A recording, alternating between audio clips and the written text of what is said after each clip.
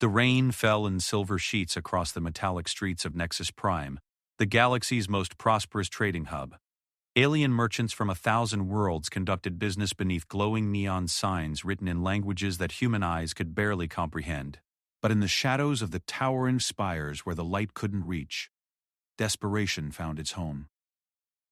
Zarate pressed her back against the cold wall of an alley, her once pristine scales now dulled to an ashen gray. The Veltar female had been beautiful once, with scales that shimmered like emeralds and eyes that held the depth of ancient oceans. Now those same eyes were hollow, with hunger and shame. Her elegant fins, which should have been spread wide in displays of confidence and grace, hung limply at her sides like wilted flowers. 3 days. That's how long it had been since her last meal. The credits she'd managed to scrape together from begging had bought her a single nutrient cube, barely enough to keep her consciousness intact. Around her, the sounds of prosperity echoed through the metallic corridors. The hum of hover vehicles, the chatter of successful merchants, the clink of credits changing hands. All of it felt like mockery to her empty stomach. A group of Veltar nobles walked past the mouth of the alley, their scales gleaming with health and their clothing adorned with precious metals. Zarate recognized one of them, Kaimos, who had once courted her when she still held status in their society. She tried to make herself smaller, pressing deeper into the shadows, but it was too late. "Look what we have here," Kaimos said, his voice dripping with disgust as he stepped into the alley. His companions followed, their expressions a mixture of revulsion and amusement. The great Zarathe, daughter of the fallen House Nethys. "How far you've fallen, little fish." Zarathe kept her eyes downcast. In Veltar society, looking directly at one's social superiors without permission was considered a grave insult. "Please," she whispered, her voice barely audible. "I just need enough for food. Just a few credits." Kaimos laughed, a sound like grinding metal. "For you? You say pa? Do you know what they're saying about your family now? About what your father did?" He leaned closer, and she could smell the expensive perfumes and exotic foods on his breath. "They say he sold military secrets to the Korthak Dominion. Treason of the highest order." "That's not true," Zarate said, but her voice lacked conviction. She had heard the whispers, seen the evidence that had been presented at her father's trial. Even she wasn't entirely certain of his innocence anymore. "True or not," Kaimos continued, "your family name is poison now. No respectable Veltar would so much as share air with you, let alone offer you work or charity." He gestured to his companions. "Tell me, would any of you take this creature? As a mate, even as a servant?" The other nobles shook their heads with expressions of mock consideration. "Perhaps as a cleaner for the waste systems," one suggested, causing the others to laugh. Though even that might be too good for her. Zarate felt tears threatening to spill from her eyes, but she forced them back. Showing weakness would only make things worse. "Please," she tried again. "I'll do anything. Clean your homes, maintain your vehicles, anything honest work you have." "Anything?" Kaimos' expression turned predatory. "Well, there might be one thing. The pleasure districts always need new workers. Of course, with your current condition, you'd probably have to work the lowest levels, the ones where they don't ask too many questions about species or appearance." The implication hit Zarathe like a physical blow. In Veltar society, few things were more shameful than selling one's body for credits. It was considered the absolute lowest form of existence, reserved only for those who had lost all honor and dignity. I can't," she stammered. "Can't?" Kaimos leaned back with theatrical surprise. "Oh, forgive me. I forgot that the great Zarite still has standards. How foolish of me to suggest honest work to someone so noble." His voice turned ice cold. "Then starve, little fish. Starve in the shadows where you belong." The nobles turned and walked away, their laughter echoing off the alley walls long after they disappeared from sight. Zarete slumped against the wall, feeling the last of her strength ebbing away. How had everything gone so wrong so quickly? It had been only 6 months since her world had collapsed. Her father, Admiral Vexthe, had been one of the most respected military leaders in the Veltar fleet. Their family had enjoyed wealth, status, and influence that most could only dream of. Zarate had been engaged to marry into another powerful house, her future secure and bright. Then came the accusations. Military intelligence claimed they had intercepted communications between her father and agents of the Korthak Dominion, their greatest enemy. The evidence seemed overwhelming, Encrypted messages, credit transfers, even recordings of what appeared to be her father's voice providing classified information about fleet movements. The trial had been swift and brutal. Her father had maintained his innocence until the end, claiming he had been framed, but the evidence was too damning. He was executed for treason and their entire family was stripped of rank, wealth, and status. Overnight, they had become pariahs in Veltar society. Her mother had taken her own life rather than face the shame. Her siblings had fled to distant worlds, trying to build new lives under assumed names. But Zarate had remained, clinging to the hope that somehow the truth would come out, that her father's name could be cleared. Instead, she had watched her remaining credits dwindle as no one would hire her. Her former friends had turned their backs, her fiancé had publicly denounced their engagement, and even distant relatives had refused to acknowledge her existence. She had sold everything of value, pawned her jewelry and fine clothing, and eventually found herself here, homeless, friendless, and dying slowly of starvation. A new sound drew her attention, footsteps approaching the alley mouth. Heavy footsteps, different from the light tread of most aliens. She looked up to see a human male pausing at the entrance, his head tilted as if listening to something.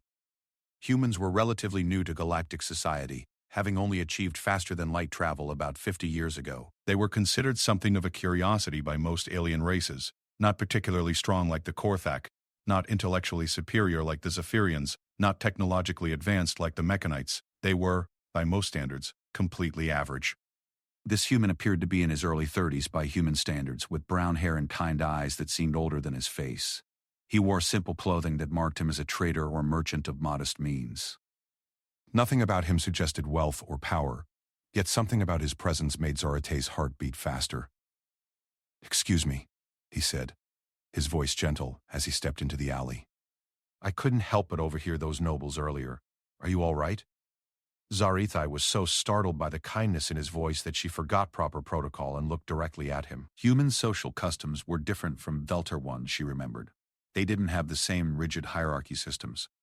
I'm fine," she lied, though her voice was weak with hunger and exhaustion. The human businessman paid 6. This is the book, it's about history. The human businessman paid frowned with obvious concern. "You look like you haven't eaten in days." He reached into a pouch at his side and pulled out what appeared to be some kind of wrapped food. "Here, take this." Zarate stared at the offered food as if it were a hallucination.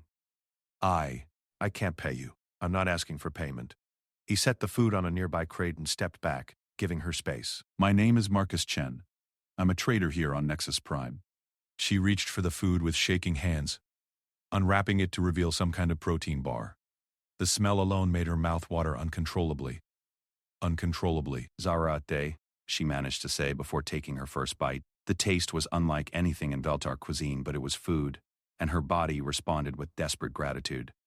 Marcus watched her eat with an expression she couldn't quite identify. Not pity exactly, but something deeper. Something that reminded her of how her father used to look at injured animals they would find in their estate gardens. "Zarate?" he repeated, testing the pronunciation. "That's a beautiful name. I haven't seen many Veltar on this station. Most of us prefer the water worlds and the inner systems," she said between bites. "Nexus Prime is not comfortable for my people." "Then what brought you here?" The question hung in the air between them. How could she explain the fall of her house, the shame that had driven her to the edges of civilized space? How could she tell this kind stranger that she was the daughter of a trader, that her very existence was considered contamination by her own people? "Family troubles," she said finally. Marcus nodded as if he understood that some stories were too painful to share immediately. "Well, whatever brought you here, nobody deserves to starve in an alley." He looked around the cramped space with obvious distaste. "Do you have somewhere to stay?" Zarate shook her head. She had been sleeping in maintenance tunnels and abandoned storage areas, always moving to avoid security patrols. "That's not safe," Marcus said, his frown deepening. "Especially not for someone in your condition." He seemed to be wrestling with some internal decision. "Look, I know this might sound strange, but I have a small ship docked at the trading port. It's not luxurious, but it has a spare cabin with a real bed and access to a hygiene station. You're welcome to use it while you figure out your next steps." Zarate nearly choked on her food. Such generosity from a complete stranger was unheard of in her experience. "You don't understand," she said urgently. "I can't pay you. I have nothing to offer in return. I'm not asking for anything in return, Marcus said simply. Sometimes people need help. That's just how it is. But you don't know anything about me. I could be a criminal, or dangerous, or are you? What? Are you a criminal or dangerous? Zarathe shook her head. Then what else do I need to know right now? Marcus smiled, and she realized it was the first genuine smile anyone had shown her in months. Come on, let's get you somewhere safe and clean. We can figure out the rest later. As they walked through the station's corridors toward the docking bays, Zarate felt a strange mixture of hope and terror. Hope because for the first time in months, someone was showing her basic kindness without expecting anything in return. Terror because she knew that when Marcus learned who she really was, when he discovered the shame attached to her name, his kindness would evaporate just like everyone else's had. But for now, in this moment, she was no longer alone. And that small mercy felt like the most precious gift in the galaxy. The docking bay was a massive space filled with ships of every size and configuration. Marcus led her to a modest vessel that looked well-maintained but far from luxury. The nameplate read, New Horizons, in both standard and what she recognized as ancient Earth script. She's not much to look at, Marcus said as he activated the entry ramp, but she's reliable and comfortable. I've been trading in this sector for about 5 years now. The interior of the ship was clean and functional, with Earth-style furniture that looked comfortable despite its simplicity. The air recycling system carried hints of coffee and something else she couldn't identify, something that reminded her of growing things. The spare cabin is through there, Marcus said, pointing down a short corridor. Hygiene station is next to it. The food synthesizer is programmed with a variety of alien cuisines, including Veltar dietary requirements. Zartethe stared at him in amazement. You've hosted Veltar before. Once or twice. I make it a point to learn about the species I trade with. He showed her how to operate the basic ship system, speaking in the patient tone of someone who enjoyed teaching. The door locks from the inside, so you'll have complete privacy. I'll be in the main cabin if you need anything. Marcus, she said as he turned to leave. Why are you helping me? He paused in the doorway, considering his answer. I guess because someone helped me once when I needed it most. It seemed like the right thing to do. Alone in the cabin, Zarethe stood in the middle of the small space and tried to process what had just happened. The room had a real bed with clean sheets, a small desk, and even a viewport that looked out into space. After months of sleeping on cold metal and dark corners, it felt like paradise. She made her way to the hygiene station, catching sight of herself in the mirror for the first time in weeks. The reflection that stared back was almost unrecognizable. Her scales were dull and patchy, her once proud fins were limp and colorless, and her eyes had a hollow, haunted quality that spoke of too much loss and too little hope. The cleansing cycle felt like a resurrection. Warm water, actual warm water, not the recycled chemical baths of public facilities, flowed over her scales, washing away layers of grime and despair.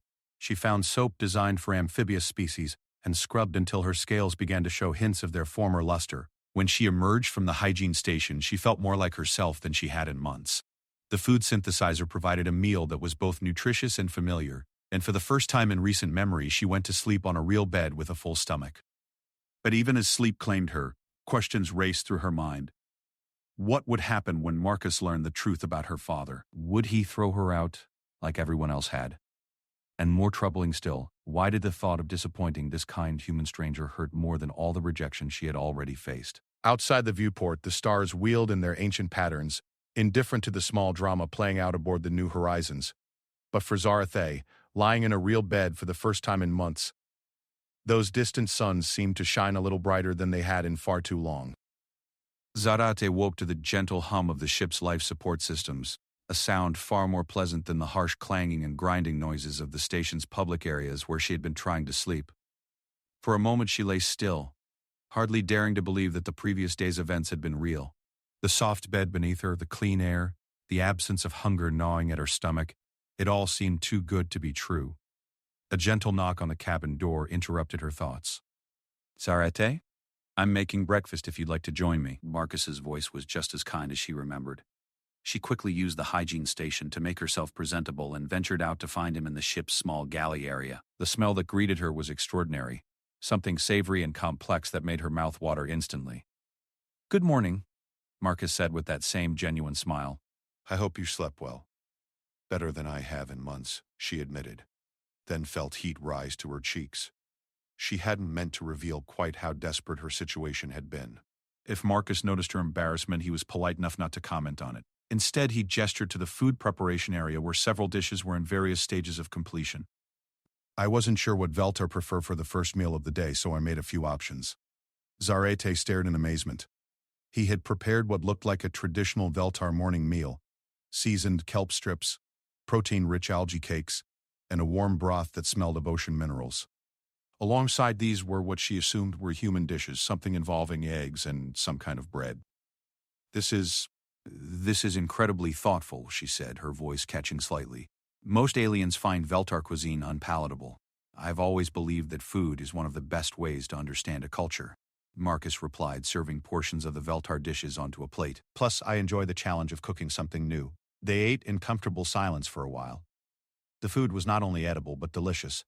Marcus had somehow managed to capture the subtle flavor profiles that made traditional Veltar cuisine so satisfying. Zarate found herself eating with genuine pleasure rather than mere necessity for the first time in ages.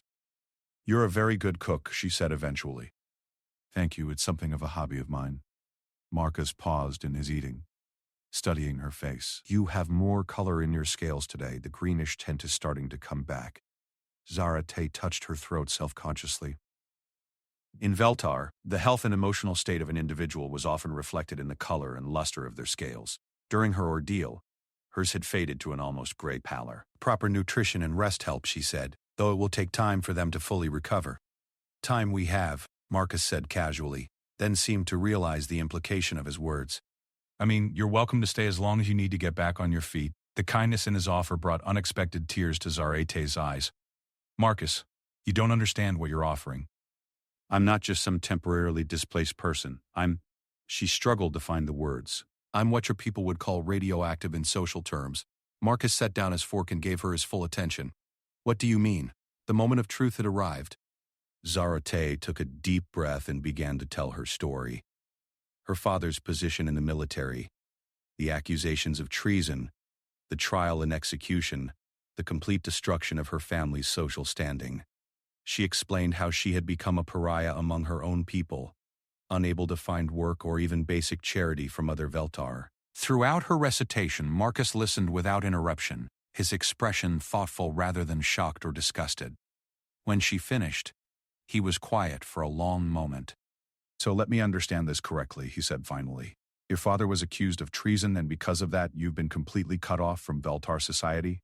It's not just an accusation anymore," Zarate said bitterly. "He was convicted, executed. The evidence was substantial. But you don't believe he was guilty." It wasn't a question, and Zarate found herself surprised by his certainty. "How did you?" "The way you talk about him, the way your voice changes when you mention the evidence." Marcus leaned forward slightly. "You know your father better than any court. What does your heart tell you?" Zarate felt fresh tears threatening. No one had asked her that question since the trial. Everyone had simply accepted the verdict as fact and moved on with their lives, eager to distance themselves from the scandal. "My heart tells me that my father would never betray his people," she whispered. "But my heart has been wrong about so many things lately. Or maybe everyone else has been wrong." The simple statement hung in the air between them. Marcus wasn't offering empty platitudes or false hope. He was suggesting that perhaps the entire Veltar justice system had made an error. The thought was both terrifying and exhilarating. "Even if that were true," Zarate said, "it doesn't change my current situation. I'm still without resources, without status, without any way to support myself." "Well," Marcus said, standing up and beginning to clear the breakfast dishes, "that's something we can work on. If you're willing." He turned to face her, his expression serious but kind.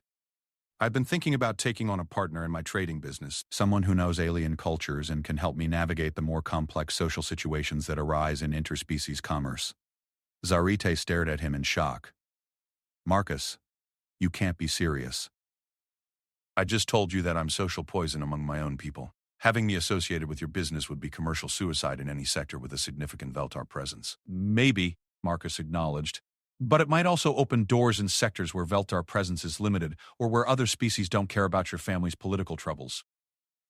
Besides," he added with a slight smile, "humans have a bit of a reputation for not caring much about alien social hierarchies." "You're talking about charity," Zarate said, her pride flaring despite her desperate situation. "I can't accept that. I'm talking about a business partnership," Marcus corrected firmly. "You speak at least 6 alien languages fluently.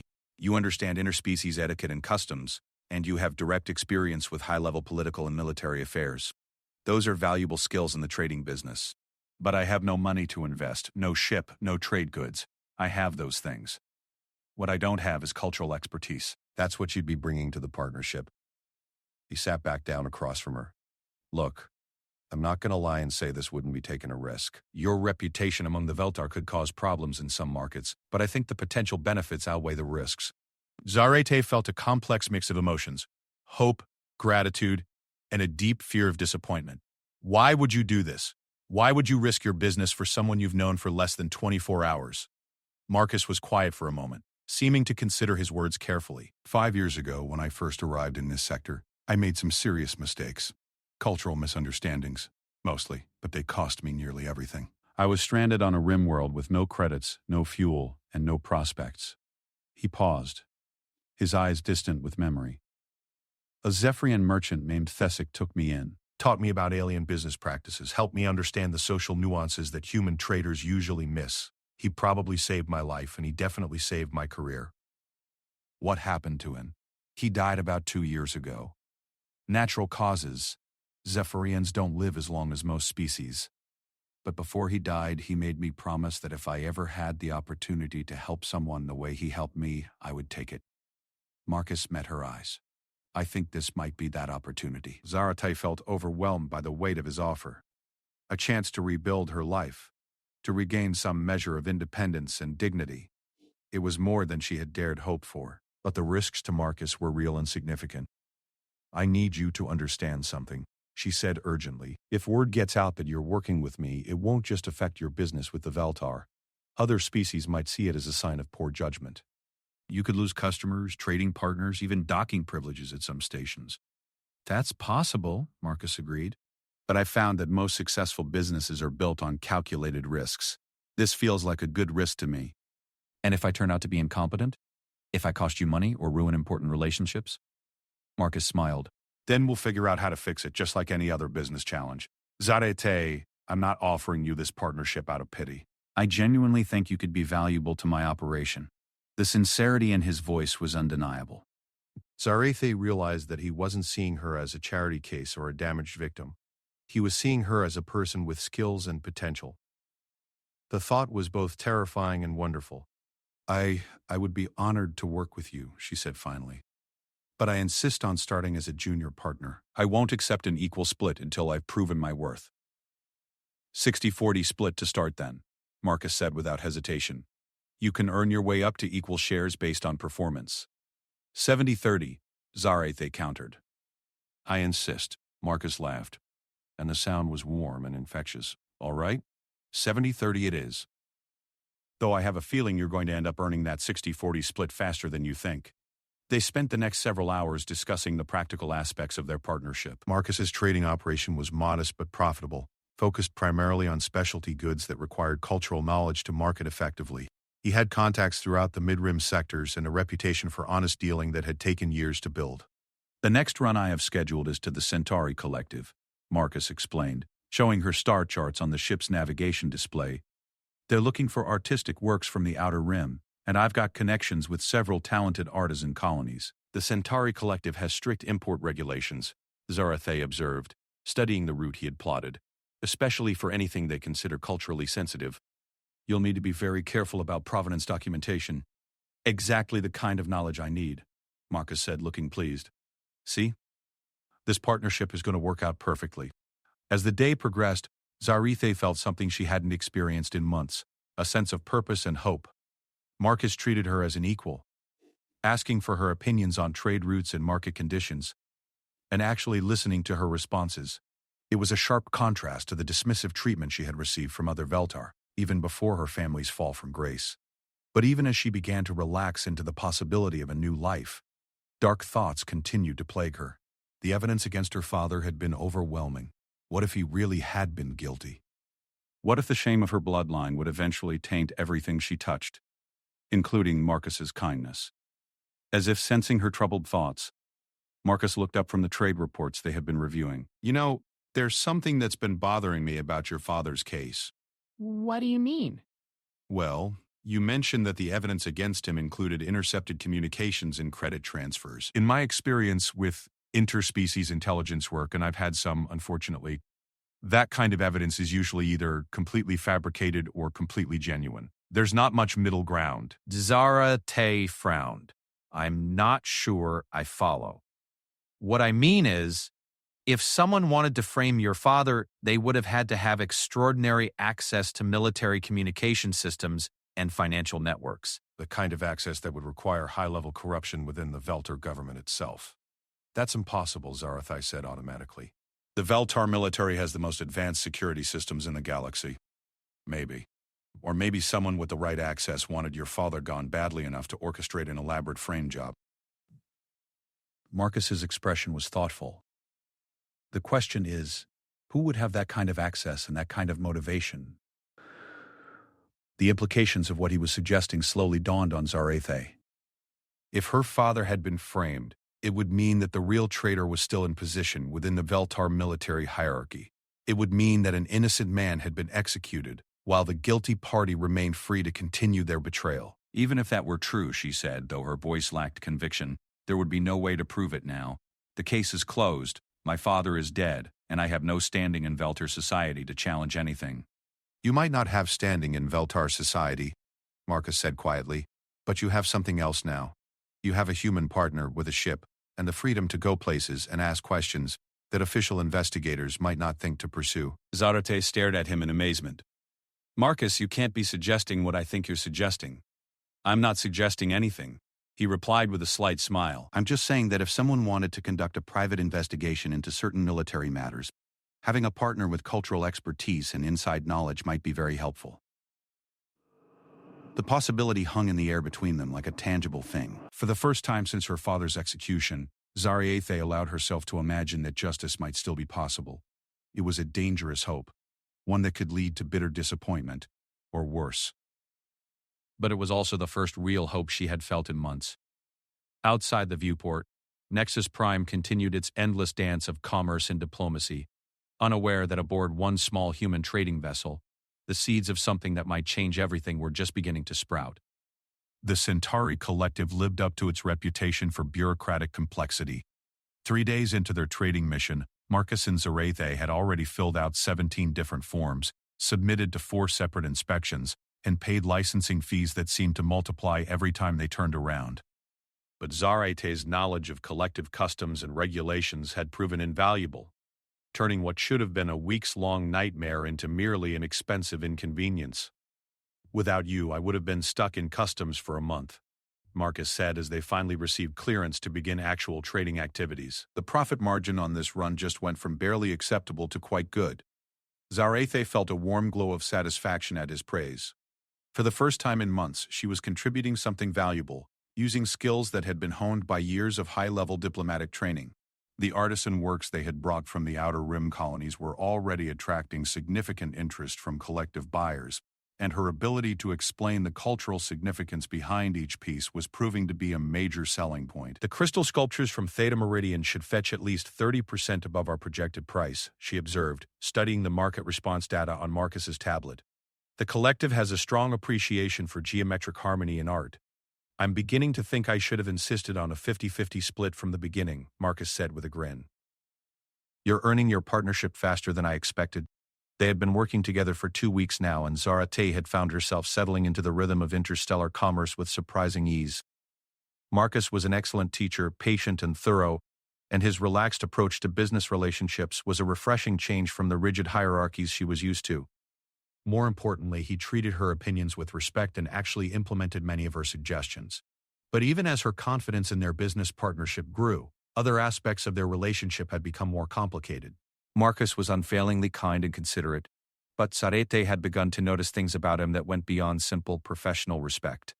The way he hummed while cooking breakfast, the careful attention he paid to her comfort and well-being, the genuine interest he showed in her thoughts and opinions about everything from art to politics. And more troubling still, the way her own heart seemed to skip a beat when he smiled at her. Such feelings were dangerous territory for multiple reasons.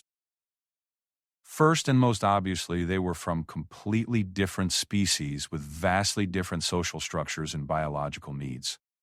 Second, She was still technically destitute and dependent on his charity, making any romantic feelings inherently problematic from a power dynamic standpoint. And third, she was still carrying the shame of her family's disgrace, a burden that would follow her for the rest of her life. These thoughts were interrupted by the arrival of their next potential customer, a tall collective merchant whose chrome-colored skin gleamed under the station's artificial lighting. The collective were a silicon-based species known for their mathematical precision and their obsession with efficient resource allocation. I am designated Merchant Prime 7423, the being announced in the flat, emotionless tone typical of their species. I understand you possess artistic works from the Outer Rim colonies. Indeed we do, Marcus replied smoothly. My partner here can provide you with detailed cultural and artistic context for each piece. The merchant's optical sensors focused on Zarate with the precision of targeting systems. You are Veltar designation. This is unexpected. Veltar rarely engage in independent commercial activities. Zarate felt her confidence waver, but Marcus stepped smoothly into the conversation. My partner has extensive experience in interspecies cultural affairs. Her insights have proven invaluable in helping buyers understand the true artistic and cultural significance of our pieces. Fascinating. The merchant continued to study Zarate with mechanical intensity. Are you perhaps the Veltar female known as Zarate, daughter of the executed Admiral Vexte? The bottom dropped out of Zarate's stomach. Even here, in a distant sector among aliens who supposedly cared little for Veltar politics, her shame had followed her. She opened her mouth to respond, but no words came. Marcus, however, didn't miss a beat. My partner's family history is irrelevant to our current business discussion. Would you like to examine the artistic pieces we have available, or shall I contact other interested buyers? The collective merchant's optical sensors whirred as they recalibrated. Apologies. Personal data queries were unnecessary for current transaction parameters. Please proceed with artistic display. For the next hour, Zarate guided the merchant through their collection, explaining the cultural significance and artistic techniques behind each piece. Despite her initial shock at being recognized, she found herself falling back into the familiar rhythm of cultural interpretation. The merchant proved to be a surprisingly engaged audience, asking detailed questions about symbolic meanings and artistic traditions.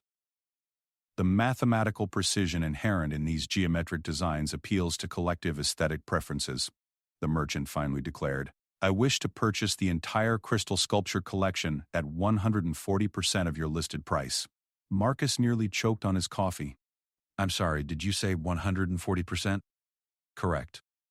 The cultural context provided by your Veltar partner has demonstrated additional value beyond our initial assessment parameters. The merchant turned to Zarate. Your analysis of the harmonic resonance patterns was particularly enlightening. After the merchant had completed the purchase and departed, Marcus turned to Zarate with an expression of amazed delight. Do you realize what just happened? That was the largest single sale I've made in over a year. The sculptures were genuinely exceptional pieces, Zarate said, though she felt a warm glow of pride at his reaction. I just helped the merchant understand what made them special. You did a lot more than that. Marcus's voice was serious now. Zarate, what you did in there, the way you analyzed those pieces, the cultural insights you provided, the way you handled the merchant's questions about your background, that was masterful. I was terrified when he recognized me, she admitted. I could tell, but you didn't let it stop you from doing your job. That takes real strength. Marcus paused, studying her face. I've been thinking about what that merchant said, about how unusual it is for Veltar to engage in independent commerce. It's true. Most Veltar prefer to work within established hierarchies and traditional career paths. Individual entrepreneurship is seen as undisciplined, which might be exactly why you're so good at this, Marcus said thoughtfully. You bring a completely different perspective to alien relations, because you're approaching them as an individual rather than as a representative of your government or military. Zarate hadn't considered it from that angle before. I suppose there might be some advantages to being an outcast. More than some. I'm starting to think that having you as a partner might be the best business decision I've ever made. Marcus's smile was warm and genuine. And not just because of the sales figures. The comment sent another of those troubling flutters through Zarate's heart. She was saved from having to respond by the chiming of Marcus's communication device. Incoming message from Nexus Prime, he said, checking the display.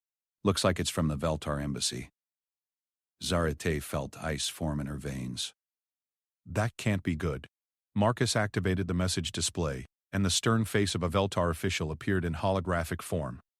Zarife recognized him as Subcommander Dextai, one of her father's former subordinates. Human merchant Marcus Gem. The official's voice was coldly formal. It has come to our attention that you are currently harboring the criminal Zarethe, daughter of the traitor Vexthe. We wish to inform you that this individual is considered a person of interest in ongoing security investigations. Any assistance you provide to her could be interpreted as interference in Veltar military affairs. The holographic image continued. We strongly advise you to terminate any association with this individual immediately. The Veltar Collective values its trading relationships with human merchants, and it would be unfortunate if those relationships were to be complicated by poor judgment in choice of associates. The message ended, leaving Marcus and Zarethe staring at the now empty display in stunned silence. Well, Marcus said finally, his voice carefully neutral. That was subtle. Zarethe felt the walls of her newly rebuilt confidence crumbling around her. Marcus, I'm so sorry. I should have known this would happen. The Veltar have long memories, and they don't forgive easily. Are you actually wanted for any crimes? Marcus asked. No, at least I don't think so. They never formally charged me with anything. She wrapped her arms around herself, feeling suddenly cold. But that message was essentially a threat. Associate with me and lose access to Veltar markets. How important are Veltar markets to my business? The question surprised her. She had expected him to start calculating the financial impact immediately. They represent about 15% of the trade volume in most sectors. Not insignificant, but not overwhelming either. Marcus nodded thoughtfully. And how do you think the Veltar authorities knew I was working with you? Someone must have reported it. Probably that noble who saw me in the alley, Kaimos. He would have contacts in the military hierarchy. Zarate felt a surge of bitter anger.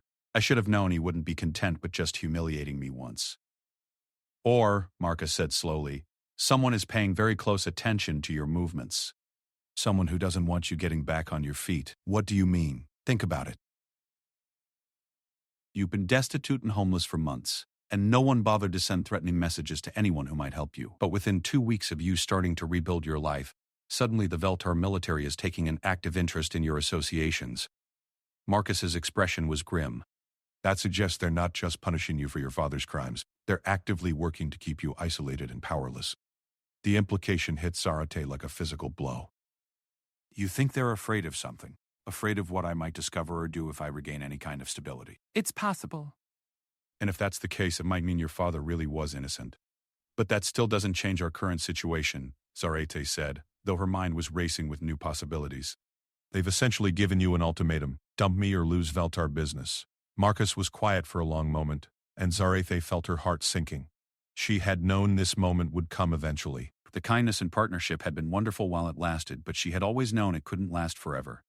Marcus, she said quietly, I understand if you need to terminate our partnership. You've already done more for me than I could ever repay. I won't think less of you for making the practical business decision. Marcus looked at her with an expression she couldn't quite read. Zarate, can I ask you something? Of course. Do you trust me? The question caught her off guard. What do you mean? I mean, do you trust that I have your best interest at heart? That I'm not just looking for an excuse to get rid of you now that you've served your purpose? Zarafe met his eyes and found herself answering with complete honesty. Yes, I trust you. Good, because I have a proposition for you. One that might solve several problems at once, but it's going to require a lot of trust on both our parts. What kind of proposition? Marcus took a deep breath, as if steeling himself for something difficult. I think you should marry me. Zarate stared at him in complete shock, certain she had misheard. I'm sorry, what? Not a real marriage. Marcus clarified quickly, though his cheeks had reddened slightly. A legal arrangement. Under human law, spouses have certain protections and rights. If you were legally my wife, the Veltar would have a much harder time pressuring me to abandon you. It would also give you human citizenship rights, which would provide some protection from Veltar legal action. Marcus, that's insane. You can't just marry someone you've known for 2 weeks to protect them from political persecution. Why not? People get married for much worse reasons all the time. His voice grew more confident as he warmed to the idea. Think about it logically.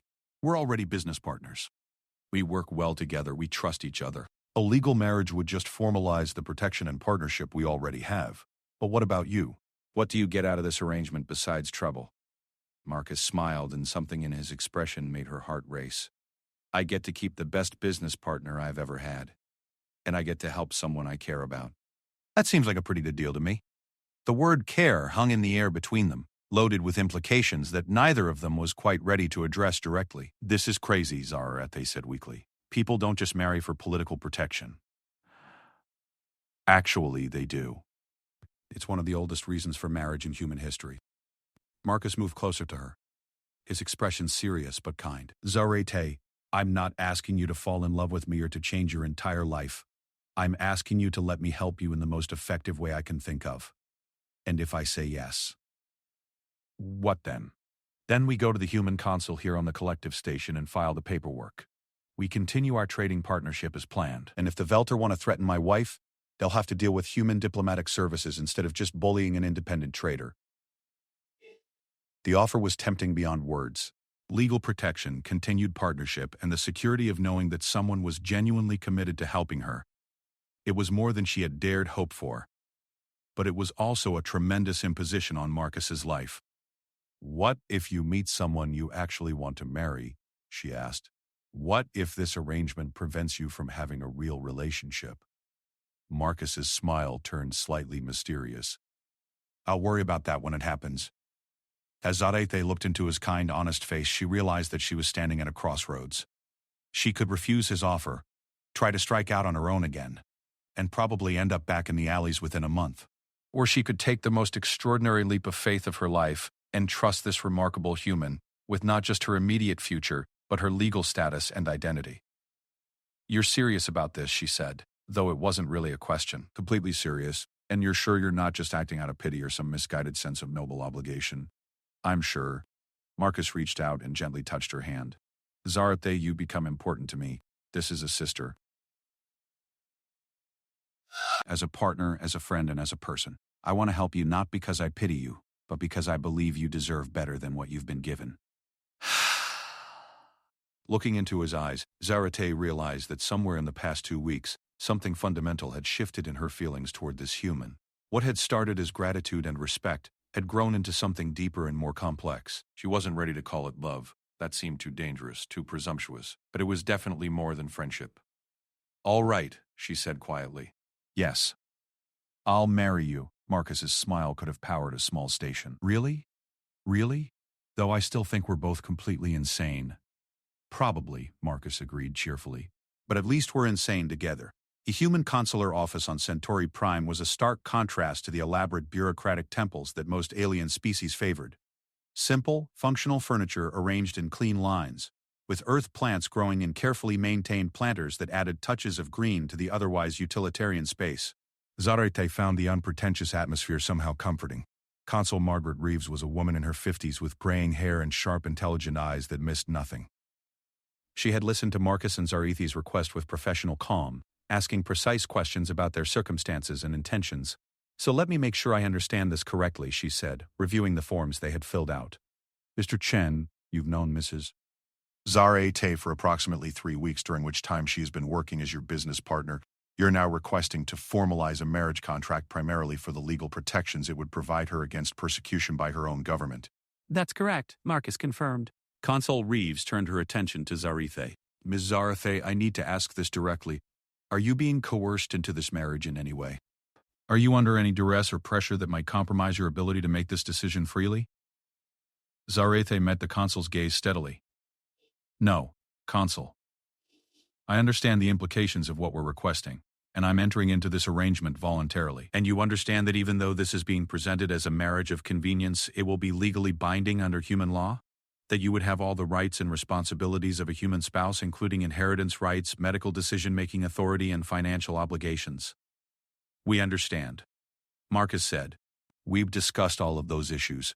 The consul made a few notes on her tablet, then set it aside. Normally, I would be required to reject this application. The circumstances you've described, a brief acquaintance, an explicitly political motivation, and the vast cultural differences involved, would raise red flags in any standard review. Zarethe felt her heart sink. She should have known it wouldn't be that simple. However, Consul Reeves continued, I've been serving in this sector for over 15 years, and I've seen firsthand how the Veltar government treats political dissidents and their families. I've also had the opportunity to observe your business partnership over the past few days, Mr. Chen. Shen, the way you two work together suggests a genuine compatibility that goes beyond mere convenience. You've been observing us? Marcus asked, surprised. It's a small station, and the human merchant community here is tight-knit. Word gets around when someone starts making unusually successful trades. The consul smiled slightly. Your recent success with collective buyers has been quite the topic of conversation. So you'll approve the marriage license? Zarate asked, hardly daring to hope. I'll approve it, but with one condition. I want you both to understand that this marriage will attract attention from multiple governments. The Veltar will likely see it as a direct challenge to their authority. Other alien species might view it as an unusual precedent, and human diplomatic services will be watching to see how this arrangement develops. What kind of attention? Marcus asked. The kind that could make your trading business much more complicated or much more profitable, depending on how you handle it. Consul Reeves leaned forward. You're about to become something of a test case whether you intended to or not. An interspecies marriage between a human and a political refugee from one of the galaxy's major powers. That's not something that happens every day. They completed the paperwork with careful attention to detail. The marriage license itself was surprisingly simple. A few forms, some biometric scans, and digital signatures. But Zarate knew that the simple document would change both of their lives in ways they probably couldn't even imagine yet. Congratulations, Mr. and Mrs. Chen? Consul Reeves said as she handed them their marriage certificate. I hope this arrangement brings you both the protection and partnership you're looking for. Walking back to their ship, as a legally married couple felt surreal to Zarateki. Nothing had really changed. They were still the same two people who had walked into the consular office that morning. But somehow, everything felt different. So, Marcus said as they entered the ship's main cabin, how does it feel to be a human citizen? Strange, Zarate admitted. I've spent my entire life identifying as Veltar. Even after everything that's happened, changing that feels significant. You don't have to stop being Veltar, Marcus pointed out. Human law allows dual citizenship. You're just adding another layer of legal protection. They spent the evening reviewing their trade contracts and planning their next route. It was a deliberately normal activity, both of them seemingly trying to avoid dwelling on the magnitude of what they had just done. But Zarathe found her attention wandering repeatedly to the marriage certificate sitting on Marcus's desk. The next morning brought their first test of how the galaxy would react to their new status. A priority message was waiting for them from the Veltar embassy on Nexus Prime. Not the veiled threats of the previous communication, but an official diplomatic protest. The Veltar Collective hereby formally objects to the fraudulent marriage between the human trader Marcus Chen and the fugitive Zara Ate, Sub-Commander Dextai announced from the holographic display. This transparent attempt to circumvent legitimate Veltar authority over one of our citizens will not be recognized by our government. We call upon human authorities to investigate this obvious sham marriage and take appropriate action. Well, Marcus said after the message ended, that didn't take long. They're calling it fraudulent. Zarathe observed. That suggests they're planning some kind of legal challenge. Let them try. We filed all the proper paperwork and we have every legal right to make this choice. Marcus's voice carried a confidence that Zarate wished she could share. Besides, the more attention they draw to this, the more likely it is that other people will start asking questions about why they're so determined to keep you isolated. Their second test came later that day, when they attempted to dock at a trading station in the Rigel system. The station master, a bureaucratic Zephyrian, greeted them with obvious nervousness. Chen, I regret to inform you that we have received advisories regarding your recent change in marital status. While I personally have no objection to your arrangements, I have been instructed to inform you that several of our major trading partners have expressed concerns. What kind of concerns? Marcus asked, his voice dangerously calm. Concerns about the stability of conducting business with merchants whose personal lives have become politically controversial. The station master's discomfort was obvious. I want to emphasize that this is not our official position, but several Veltar trading companies have indicated that they will not conduct business with any station that provides services to your vessel. Zarate felt a familiar combination of anger and despair. Even their marriage certificate couldn't protect them from economic pressure and diplomatic intimidation. But Marcus surprised her by laughing. You know what? That's fine. We'll take our business somewhere that doesn't cave into bullying tactics so easily. Mr. M. Chen, please, we don't want any trouble. There won't be any trouble. We'll just go trade with your competitors instead. Marcus turned to leave, then paused. You might want to let your Veltar partners know that word gets around fast in the trading community. When merchants start hearing about stations that blacklist people for political reasons, they tend to take their business elsewhere. As they departed the station without conducting any business, Zarate felt a mixture of admiration and concern. Marcus, we can't afford to alienate every station that has Veltar business relationships. That's a significant portion of the trading network. Maybe, Marcus replied. But I'm betting that there are more stations out there who value independence and fair dealing than there are ones willing to become puppets of Veltar political pressure. His optimism proved to be justified. Their next stop was Freeport Station, an independent trading hub known for its aggressive neutrality in political matters. The station administrator, a gruff Korthak named Grimgut, greeted them with obvious amusement. "So you're the human who married the Veltar princess and got everyone's scales in a twist," he rumbled in heavily accented standard. "Good for you." Veltar been getting too big for their swimming pools lately. "I'm hardly a princess," Zarathe protested, but she was smiling despite herself. "Princess, commoner, doesn't matter. You stood up to them, and that takes guts." Grimgut gestured around the bustling station with evident pride. "Freeport doesn't care about alien politics.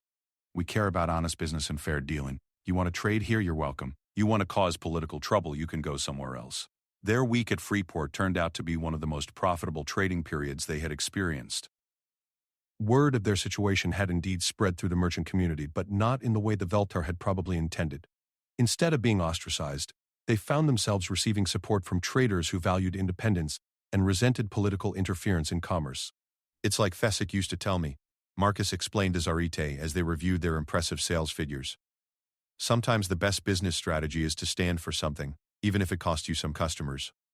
The customers you keep tend to be more loyal, and the reputation you build attracts new business that you never would have gotten otherwise. But their success also brought new complications. An encrypted message arrived from an unexpected source. A Veltar military officer named Commander Nix Hai, who claimed to have information about Zarathai's father. "I cannot speak openly through normal channels," the message said, "but I knew Admiral Vexthe personally, and I have reason to believe that the charges against him were fabricated. If his daughter is interested in learning the truth, there are things I can tell her that might change her understanding of what really happened." Zarate stared at the message in shock. "Marcus, this could be a trap. "A way to lure us into Veltar space where they could arrest me officially." "It could be," Marcus agreed. "But it could also be exactly what it appears to be. Someone with inside information who wants to help clear your father's name. Why would a Veltar officer risk their career to help me? I'm nobody now. I have no influence, no status, nothing to offer in return for such information." Marcus was quiet for a moment, studying the message details. "Maybe that's exactly why they're willing to talk to you. Maybe they've been waiting for a chance to tell the truth without it affecting their position in the military hierarchy. Or maybe it's Subcommander Dextai trying to trick us into making some kind of mistake that would give them legal justification for more serious action." "There's only one way to find out," Marcus said. "We meet with this Commander Nix Hai and see what they have to say." "Absolutely not. Marcus, I won't put you at risk like that. If this is a trap, they could arrest you as well for aiding a fugitive." Marcus turned to face her fully, his expression serious but determined. "Zarate, we're married now. That means we're partners in everything, not just business. "If you're going to investigate your father's case, then we're going to do it together. But the danger is something we'll face together, just like everything else." He reached out and took her hand. Besides, I have a feeling that whatever Commander Nix's Hay has to tell us, it's going to be important. Maybe important enough to change everything." Looking into Marcus's determined face, Zarate realized that her feelings toward him had evolved far beyond gratitude or even friendship. Somewhere in the midst of all their challenges and adventures, she had begun to fall in love with this remarkable human who seemed determined to protect her against impossible odds. The thought terrified her almost as much as the prospect of meeting with a potentially treacherous Veltar officer. But as Marcus squeezed her hand gently, she felt a surge of courage that she hadn't experienced since before her father's arrest. "All right," she said quietly. "Let's go find out what Commander Nix AI knows. Together." The meeting location Commander Nix AI had specified was a neutral trading station orbiting a gas giant in an unclaimed system, the kind of place where individuals from different governments could meet without raising diplomatic incidents. Marcus had approached the rendezvous with careful planning, ensuring their ship's transponders showed them as legitimate traders conducting routine business. Commander Nix's Hay turned out to be a middle-aged Veltar female with the bearing of a career military officer and scales that showed the distinctive silver-blue pattern of the intelligence services. She arrived alone, wearing civilian clothing but carrying herself with unmistakable military precision. "Zarete," she said without preamble as they met in a private dining area of the station's neutral zone. "You look like your father." He would be proud to see how you've survived what they did to your family. What they did? Zarate responded carefully. Commander, my father was convicted of treason. The evidence was overwhelming. The evidence was fabricated. Nix's voice carried absolute certainty. Expertly fabricated, but false nonetheless. Your father was innocent of all charges. Marcus leaned forward. How can you be so certain? Nixis studied him with the calculating gaze of a professional intelligence officer.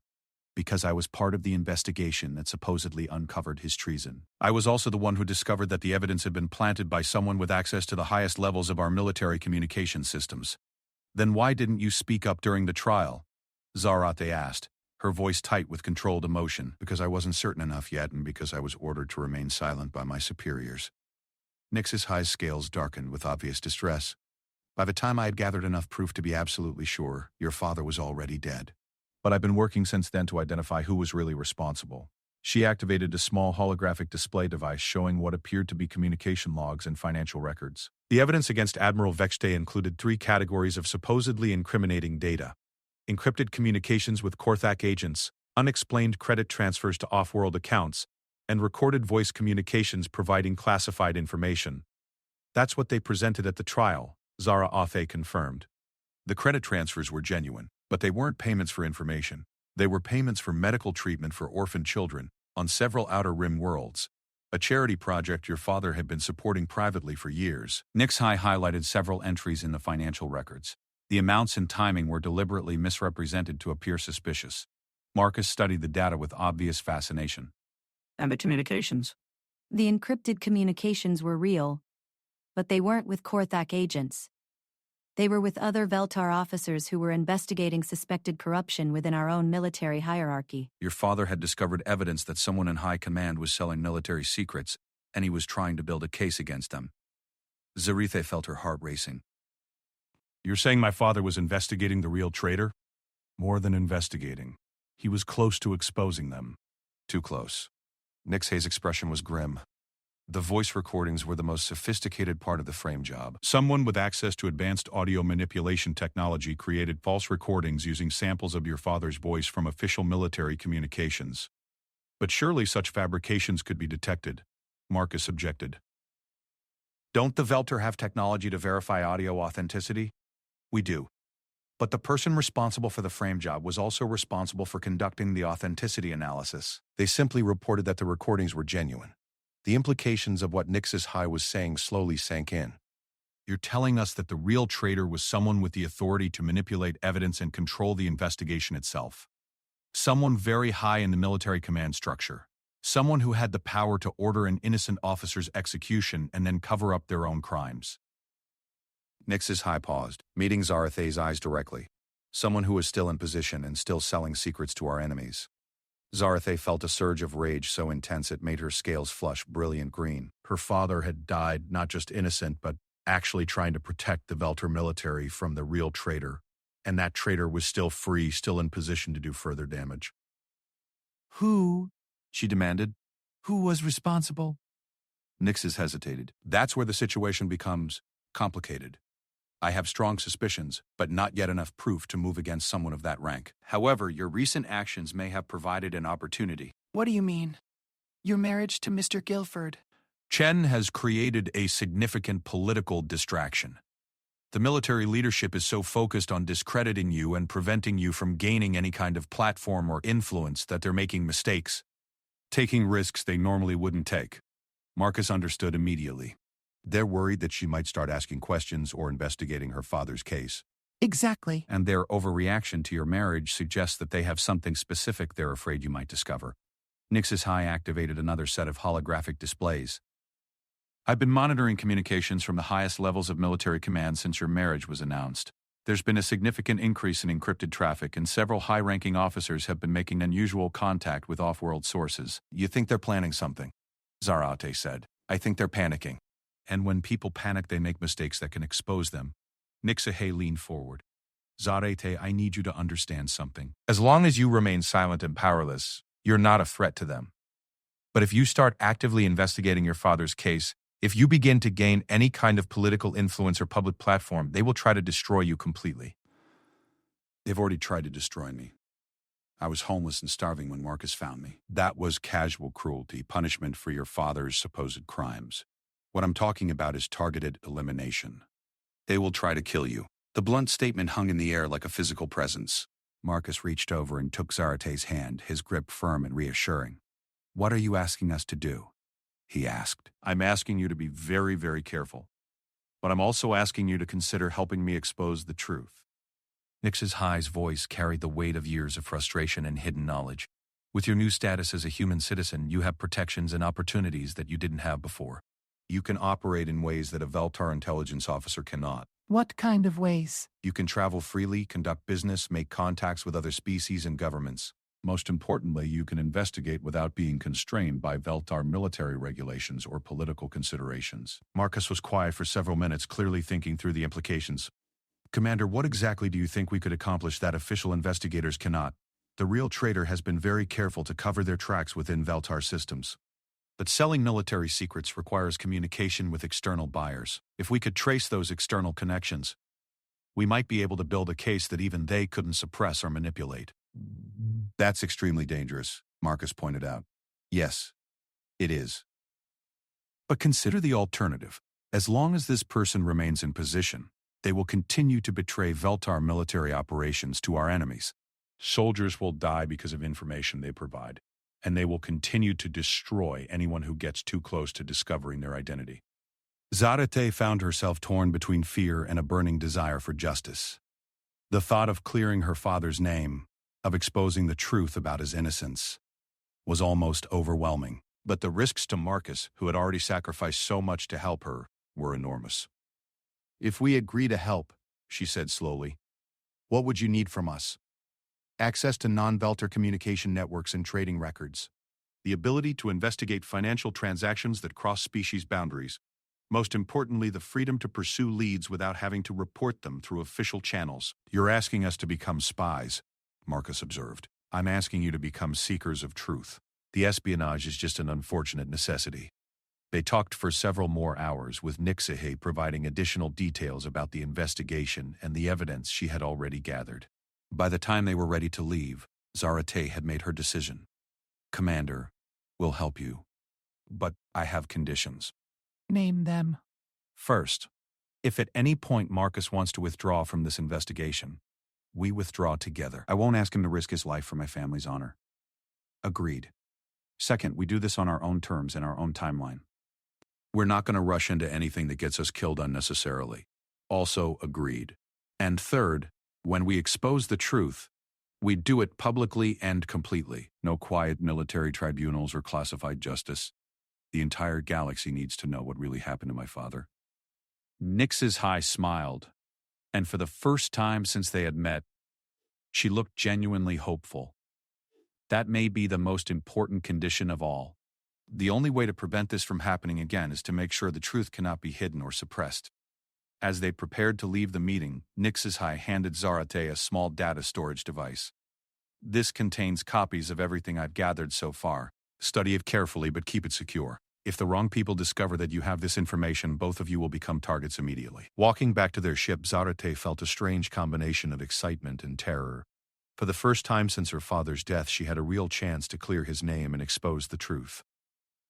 But she also understood that they were about to embark on an investigation that could easily get them both killed. "Marcus," she said as they enter,